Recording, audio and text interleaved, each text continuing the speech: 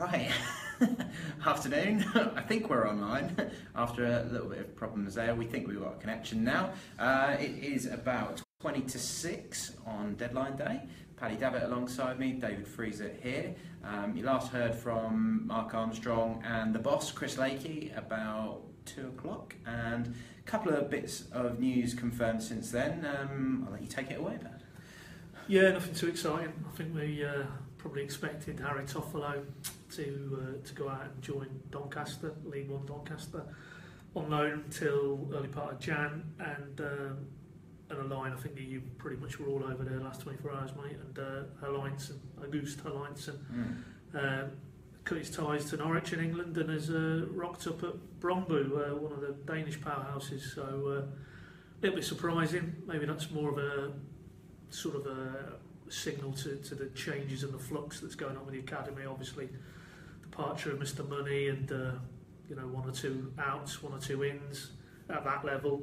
So yeah, it's hard to know exactly what the thinking is there, because I mean he came in and I think he had a contract until 2020, and there was high expectations for him, but it hasn't quite worked out for either party. So that's been done, and obviously Toffolo, well, sadly I think the reality is there that he doesn't really feature under Daniel Farke. He's out of contract, I believe, in next summer. Yeah, because they activated his contract extension. Exactly. So I would think that probably is a fairly clear signal that maybe moving forward, this might be the start of the end game, as it was with Harry.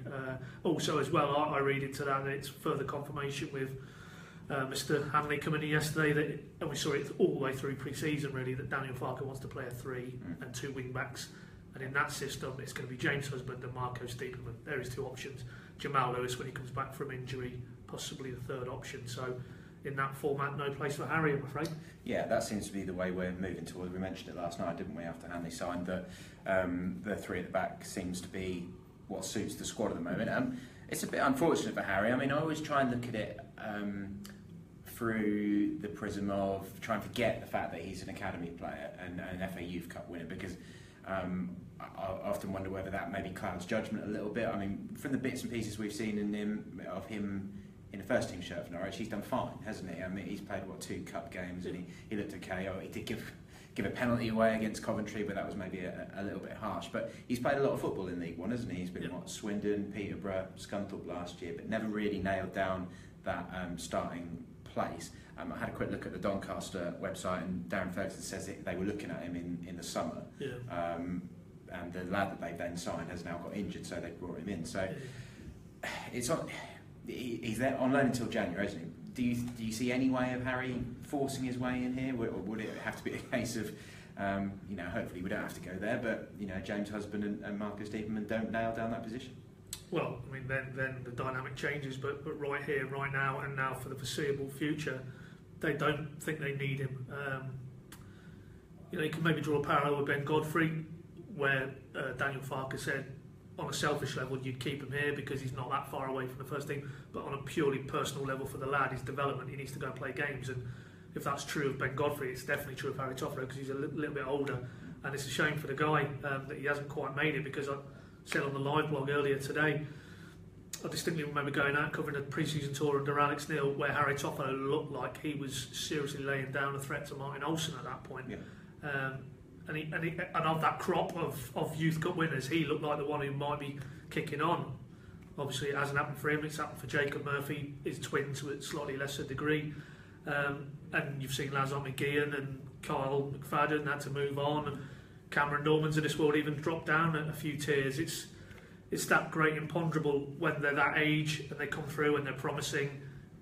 And that's the whole internal debate, isn't it, about development football? Is it preparing them between 19 and 22, 23?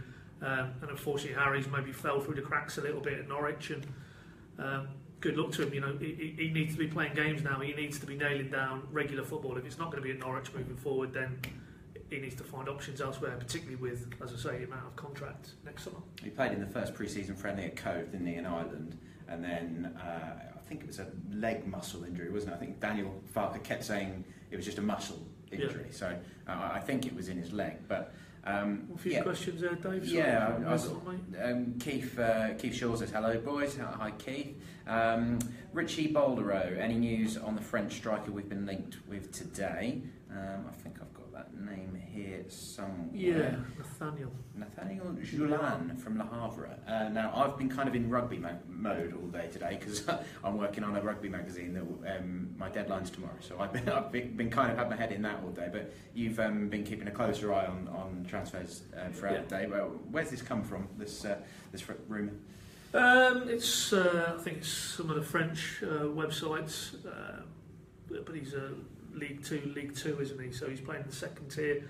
Just come through this sort of past 6 months or so, I believe. I think there is an interest from Norwich. I think that's fair to say, but they're not the only ones who would be keeping tabs on him. I think Palace were linked, and I think Norwich, as we've just had the long debate about Toffolo and the flux that's going on with the development setup, I think he would be one, if they could do a deal, that they would be looking for development football. I don't think he's a guy, because we'll get on now to Nelson Oliveira and Cameron Jerome, he's not a guy who, if that was to happen in the hours ahead, which I don't think it will do, he's not a guy you'd be looking at for the first team, so I would downplay that one. Yes, they're interested and possibly would like to do something maybe moving forward, but not with a view to the first team right now. So we're talking in the Carl Morris, Tristan Abraham sort of region. I mean, Fonku, another one, obviously. They're very short in that. The under-23s is a problem, isn't it? I suppose that leads us into, we mentioned Auguste Alliance signing for Brøndby. Brøndby, is that how you pronounce it? I think it might be, right? Okay. But don't quote me on that. Undisclosed fee, 3-year deal. He was only signed in January, but it seems like perhaps from the report I was reading in Denmark, they got a bit frustrated with things here, because when they brought him in, they certainly gave him the big sell, didn't they? They said that he trained with the first team, Alex Neil liked the look of him, that he was going to be an under-23s player, but we're now 9 months down the line and he's made 3 substitute appearances for the under-23s. So this is an ambitious lad who's playing international football, under-17 level for Iceland. He's obviously got ambitions and they've come in. Yeah. So the interesting thing, which we probably aren't going to find out, I wouldn't have thought, is whether Norwich have made a profit on him. But leading back into what we're saying, the under-23s are in quite a state of flux at the moment, aren't we? So if we're going to see any signings later today, it looks like that might be the additions we're going to see, isn't it, in the development squad? That's it in a nutshell, Dave. I mean, obviously, plenty of questions here about Oliveira and Jerome. They've been the two staples really from minute one today. I think the Derby thing with Jerome was sort of breaking late last night. Oliveira, there was a huge flurry of interest there around Swansea until it became clear it was more of a Wilfred Bonney, I think, and that's obviously tied to Llorente going out the other way, Tottenham/Chelsea, and for him, neither of those two deals confirmed yet. But as the days progressed, that's completely gone now. Swansea are getting Janssen in return. No, Boney, Wilfred Bonney. Sorry. I think the idea is basically once Llorente's moved to either Tottenham, it looks like, or Chelsea goes through, then hopefully they'll confirm Boney. Apparently, Man City have accepted a fee. He's travelled to South Wales for medical. He knows the club flourished there before, so that looks like the one they've earmarked to replace Llorente. Obviously, Wolves I've seen linked, I've seen Newcastle, but both of those are not going to happen. I mean, ultimately, where we are, as I understand it, with both him and Jerome, is Norwich aren't looking to do any business. I mean, there was reports this morning that Swansea had actually made an inquiry and it swiftly got rebuffed. So that was the situation at first thing this morning. That was the situation at lunchtime. That is the situation as we sit here now, going into the last few hours. And of course, in Nelson Oliveira's case, very shortly he's probably going to be sitting on a bench in Portugal watching his country play a World Cup qualifier against the Faroes, which would certainly complicate, to put it mildly, the logistics of any deal getting that over the line. So unless something ridiculous happens, we're seeing Arsenal getting linked with £92 million players and 60 million for Alexis Sanchez. I'm talking obviously quite a few rungs back down that financial ladder, but unless we're talking serious money comes in for either of those two, they will be Norwich players come the end of the window. And I don't see any ins at all in terms of the senior end of the squad in the coming hours. I think Norwich have done their business.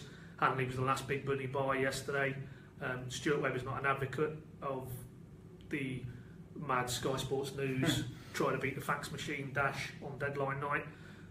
So as I say, all the planets would appear to be shifting to a rather quiet end of the window.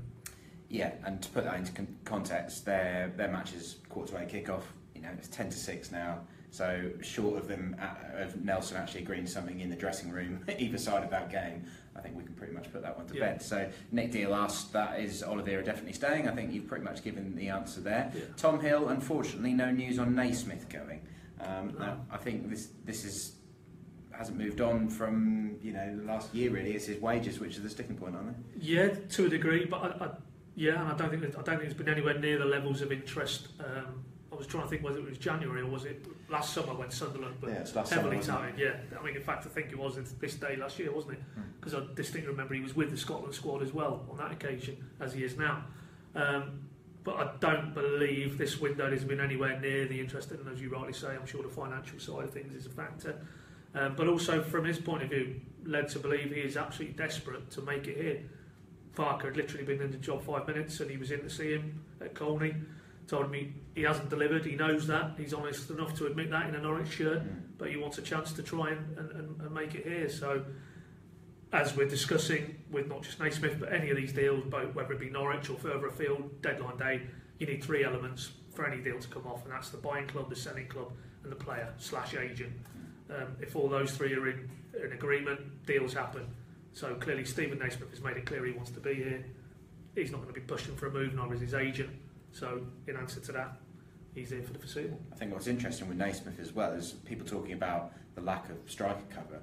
I mean, Naismith played the majority of his time at Everton and at Rangers as a striker, so perhaps that's where he's going to play more, because I mean, this sort of central midfield attacking role doesn't really seem to have worked out for him so far, does it? This is a topical one. Alex Scupham, has Russell Martin been released yet?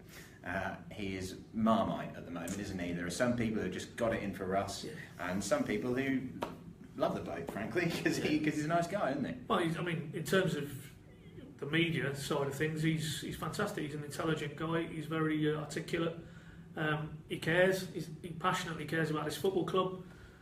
But obviously, that's the media side of the footballer's toolkit, and what he should be getting and is getting judged on is his performances on the pitch. And as you rightly say, Dave, and we saw it again at Millwall. Despite the fact there's many pro-Russell Martin factions amongst the Norwich support base, let's acknowledge it, there are plenty who would feel this maybe time is come, certainly in central defence, and it's maybe time for others to emerge in Norwich's defence, because he's been a great servant to the club. Nobody's disputing that, but as I say, I can understand why people have basically decided that he isn't going to be part of things moving forward. But ultimately, the only man the only man's opinion who matters in all this is Daniel Farker, and he's firmly of the opinion that Russell Martin is still a big personality inside the change room and on the pitch. Who knows, if they switch to a 3 at the back, then may well suit him nicely. Colin Anderson looks like nothing much doing today. Actually, not a bad window at all.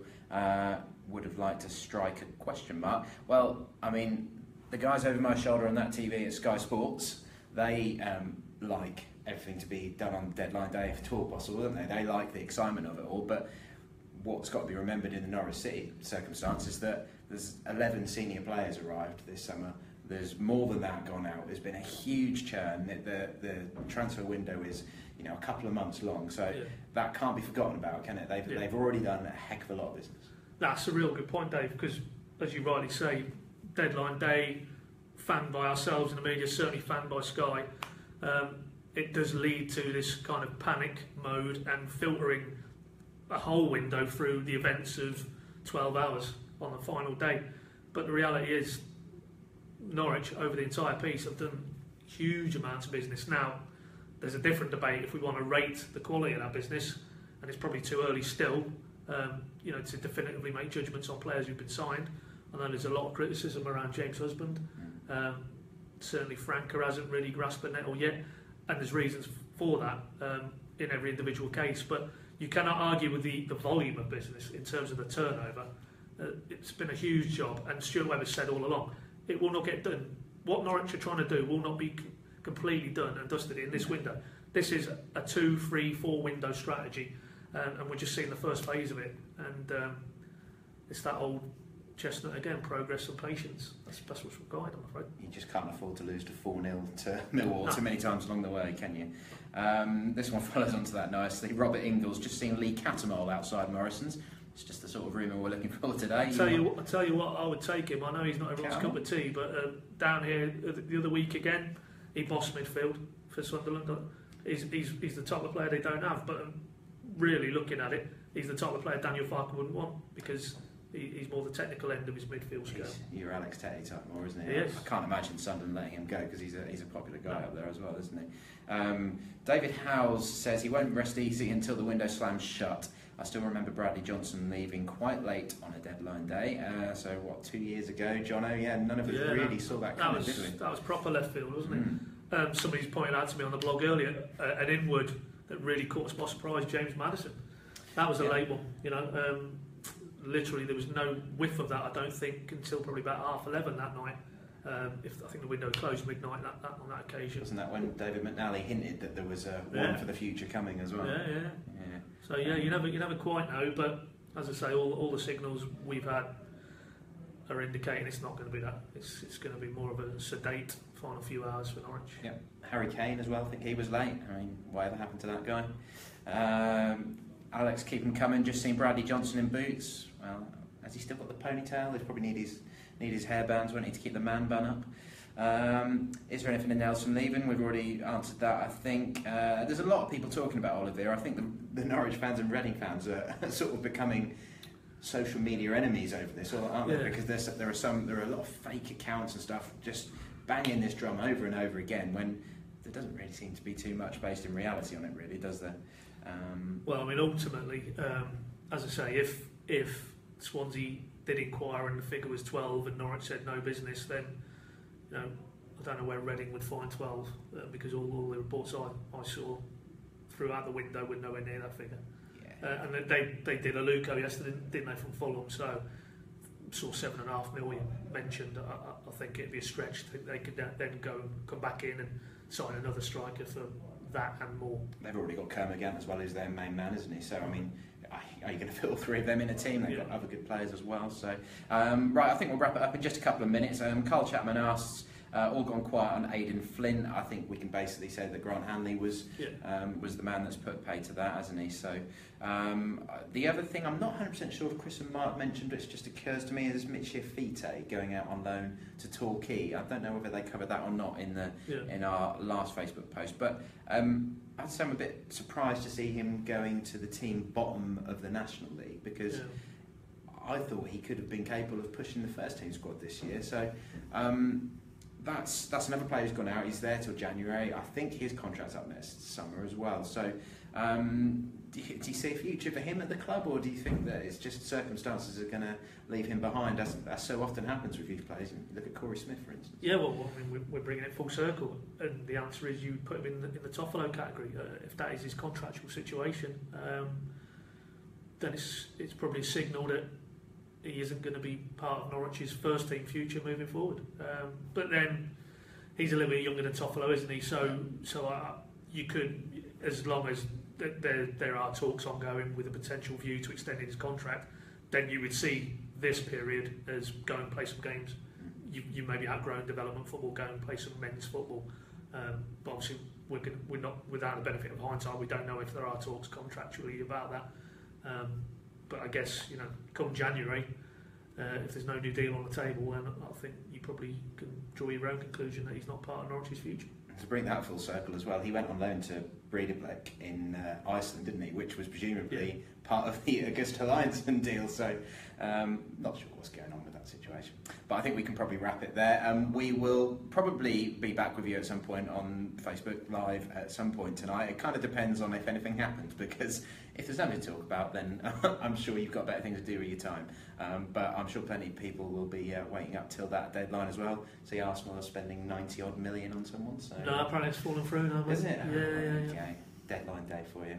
Indeed. We'll get our yellow ties out there and get into the theme, maybe get our best Jim White impressions out as well. All right, we'll catch you later. Cheers.